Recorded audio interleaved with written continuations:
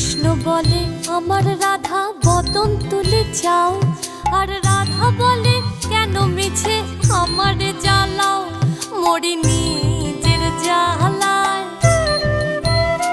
মরি নিজের জ্বালায়।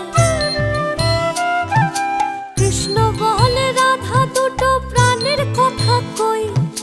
কৃষ্ণ বলে রাধা দুটো প্রাণের কথা কই, আর রাধা বলে